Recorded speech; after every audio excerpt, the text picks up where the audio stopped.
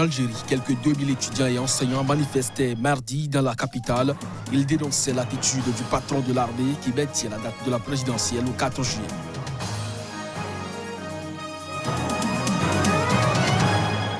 Au Bénin, l'opposition était face à la presse ce mardi. Cette sortie fait suite au message à la nation du président Patrice Talon. Pour l'opposition, aucun dialogue sincère et franc ne peut avoir lieu sans un minimum de préalable. En Angola, Jonas Savimbi, chef historique de la rébellion angolaise UNITA, tué au combat en 2002, sera enterré dans son village natal le 1er juin, ceci après l'authentification par ADN de sa dépouille. C'est là le titre à développer au cours de cette édition. Mesdames, Messieurs, bonjour et bienvenue. En Algérie, quelques 2000 étudiants et enseignants ont manifesté ce mardi dans la capitale Alger. Objectif, réaffirmer leur rejet de la présidentielle prévue le 4 juillet au lendemain du veto apposé à la contestation par l'armée désormais au centre du jeu politique algérien. Reportage.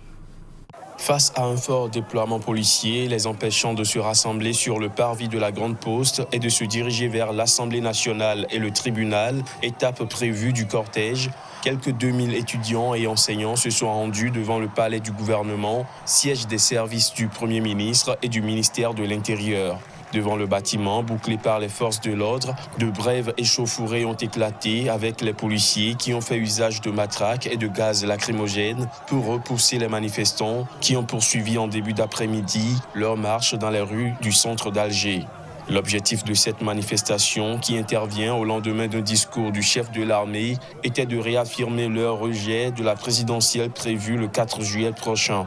Plusieurs slogans visaient directement le chef d'état-major de l'armée, le général Ahmed Gaïd Salah.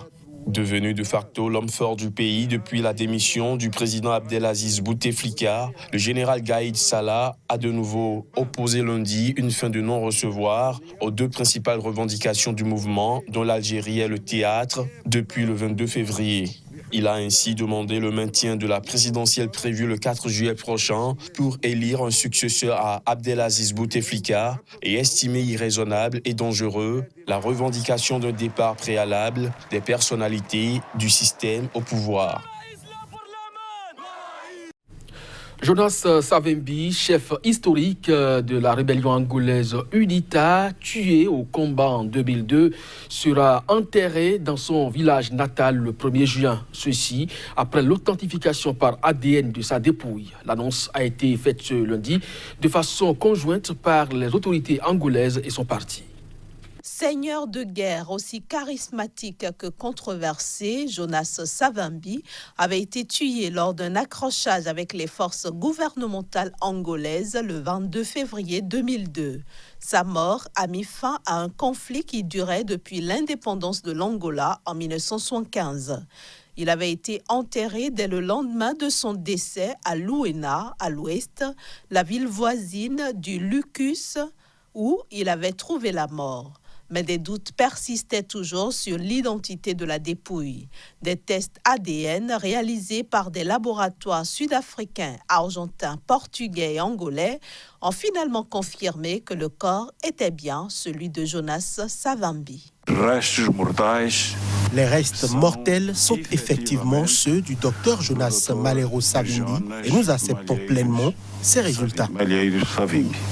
Cette conférence de presse s'est faite en présence de membres de la famille de Jonas Savimbi et des représentants de l'Union nationale pour l'indépendance totale de l'Angola, UNITA. Sim, como familiar e como cidadão. Vous savez, sim, sou familiar, mas também sou Je suis là en tant que citoyen, mais aussi en tant que membre de la famille et acteur politique. Nous savons tous que cette situation, de confirmer ou pas les restes du docteur Savimbi, avait provoqué beaucoup de choses, mais je pense que le processus a réussi puisqu'il rassure la famille, mais aussi tranquillise les militants de l'UNITA et le peuple en général et permet à ce processus d'avancer comme prévu.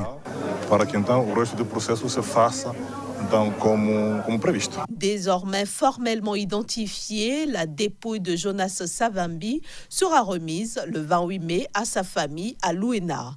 Elle sera inhumée le 1er juin dans son village natal à Lopitanga, dans le centre-ouest, après un passage à Ouamdo, où a résidé le chef historique de l'UNITA. Direction la République démocratique du Congo, Moïse Katumbi est de retour depuis lundi. Quelques heures après sa descente, l'opposant politique congolais a fait une déclaration devant la presse dans son fief de Lubumbashi. À l'occasion, l'homme a dit être revenu au bercail pour défendre la Constitution et tourner une opposition exigeante. On l'écoute. Vous savez, l'exil forcé, c'est très difficile. Et si vous n'avez rien fait, je sais, retourner, c'est un risque. Il y a des gens qui m'ont appelé, qui m'ont dit, il ne fallait pas rentrer, M. Katumbi, vous serez assassiné ou quoi. Je n'ai peur de personne. Le plus important pour moi, j'étais gouverneur. J'étais le seul chauffeur. Aujourd'hui, il y a un gouvernement qui est là. Il faut qu'on leur donne la chance. Parce que nous serons une opposition exigeante. Ils veulent toucher à la Constitution, aller au suffrage indirect. Pour la présidentielle. Pour la présidentielle. Et nous ne serons jamais d'accord. La population congolaise, elle est là, elle veille. Je demande aussi à la communauté internationale, n'oubliez pas le Congo. Nous sommes un grand pays. Nous avons besoin de tout le monde aujourd'hui. Au Bénin, le parti politique de l'opposition était dans la soirée d'hier face à la presse. Ce fut une sortie médiatique en réponse au message du président Patrice Talon à la nation. Pour l'opposition, aucun dialogue sincère et franc ne peut avoir lieu sans un minimum de préalable. Plus de précision avec le porte-parole de circonstance des acteurs de l'opposition, Éric Hundete. On l'écoute. Que dit-on de nos concitoyens envoyés en exil, des jeunes activistes enlevés en pleine circulation ou à leur domicile dans la nuit profonde pour aller grossir les rangs des détenus politiques? Voilà celui qui parle de la paix et invite à un dialogue, dit-il, franc et direct avec la classe politique. Comment discuter avec un homme qui n'écoute personne? Personne d'autre que lui-même, en se jouant de l'institution qu'il incarne, la classe politique, les leaders religieux, la société civile, la CEDEAO, l'Union africaine, l'Organisation internationale de la francophonie, la communauté internationale en général, la communauté scientifique mondiale, et même, bon Dieu, de quelle paix parle-t-on? En tout cas, il n'y a pas de dialogue et de paix sans vérité et justice. Et le message du peuple souverain est suffisamment clair pour que l'on continue de s'y tromper. Le préalable à la restauration de la démocratie est la liberté sans condition du Parlement. Cela est non négociable. Aucune opposition responsable ne peut concéder ce que le peuple souverain a si énergiquement rejeté et pour lequel il a déjà consenti de lourds sacrifices. Elle se réserve, l'opposition donc, le droit et l'obligation de réfléchir à une stratégie de lutte conséquente et bien adaptée au mode de violence de l'imposteur. L'ex-président sud-africain Jacob Zuma a plaidé ce lundi devant la justice et ses partisans pour l'abandon des accusations de corruption.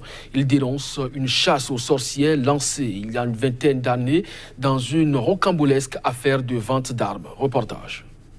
Énième épisode de ce feuilleton politico-judiciaire à rebondissement, la Haute Cour de Pietermaritzburg a commencé à entendre ce lundi les arguments des avocats de Jacob Zuma qui ont dénoncé le lynchage de leurs clients.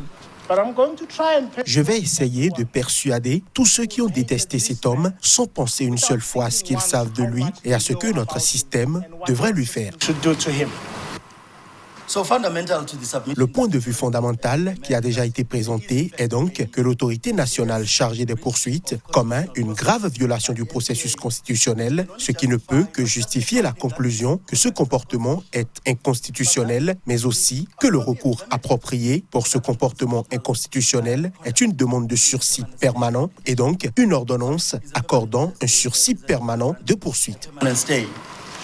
L'ancien chef de l'État sud-africain est soupçonné d'avoir touché pour 4 millions de rand, soit 260 000 € au cours actuel de pot de vin du groupe français de défense Thales, à la faveur d'un contrat d'armement de près de 4 milliards d'euros conclu en 1999. Les deux parties ont toujours nié ces allégations. À l'époque des faits, Jacob Zuma était ministre de sa province du KwaZulu-Natal avant de devenir vice-président du Congrès national africain ANC au pouvoir, puis du pays de 1999 à 2005. À l'issue de l'audience ce lundi, il a résumé la plaidoirie de ses conseils en affirmant qu'il était temps d'abandonner les charges qui pèsent sur lui depuis au moins 2003.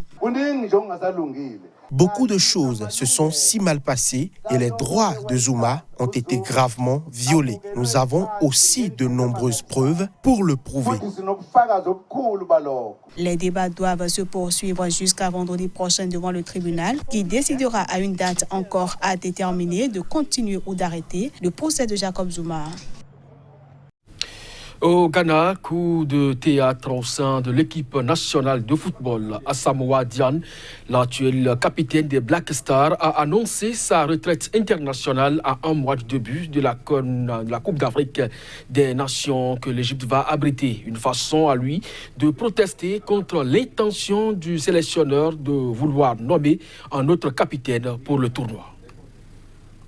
À un mois du début de la Coupe d'Afrique des Nations, le 21 juin en Égypte, Asamoah Gyan, l'actuel capitaine des Black Stars du Ghana, a annoncé sa retraite internationale afin de protester contre l'intention du sélectionneur Kweshi Appiah de vouloir nommer un autre capitaine lors de la compétition. L'attaquant âgé de 33 ans, qui dit avoir consulté sa famille et certains cadres de son équipe, dit qu'il préfère se retirer si la décision du sélectionneur est de confier le capitanat pendant le tournoi à un autre joueur, alors même qu'il a été convoqué au sein de l'effectif. Le joueur qui évolue dans le club turc de Kayserispor, après avoir porté au cours de sa carrière les maillots de l'Udinese en Italie, du Stade Rennais en France et de Sunderland en Angleterre, entre autres, n'a pas également caché son désir de se retirer définitivement de l'équipe nationale. Gyan Asamoah a fait en 2003, à l'âge de 17 ans, ses débuts avec les Black Stars du Ghana, dont il est le meilleur buteur avec 51 buts. Il compte 106 sélections et a disputé 3 Coupes du Monde en 2006, 2010 et 2014. À la prochaine Coupe d'Afrique des Nations qui se joue en Égypte, le Ghana est dans le groupe F avec le Cameroun, le Bénin et la Guinée-Bissau. Ce sera donc tout pour cette édition. Merci à vous de nous avoir suivis. Très bonne journée accompagnée des programmes de SICA. À très bientôt.